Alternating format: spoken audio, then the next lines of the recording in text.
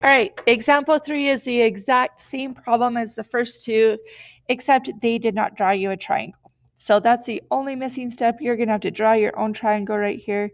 So ABC right here.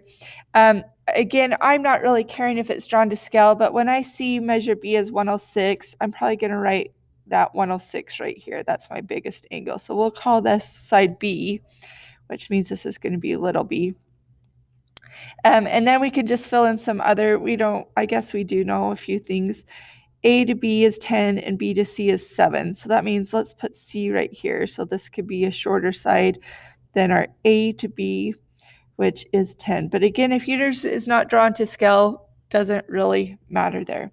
Just make sure that across from that C, that AB side, we're going to call little c, and across from angle A, we're going to call little a. All right, so notice right here, they're asking us to find the distance between A and C. So they are asking us for B, little b right there. So that means that when we come up here, we're going to be using this second formula. We're going to be trying to find B squared. And other than that, it's just the same as last problem. So let's go ahead and plug in our letters. So we've got a B squared. We don't know what B is.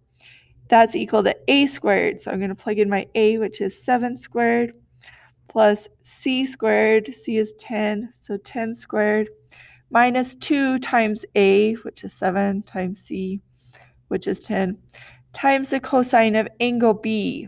Okay, so B is our angle right here that we have our 106 degrees right there.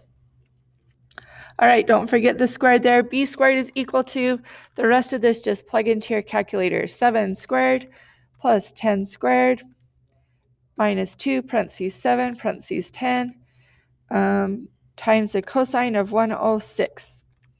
And I plug it in and get 187.58 right there. Now we've just got to keep going. Don't stop right there. We've got to take the square root of both sides. So B here is going to be equal to 13.7.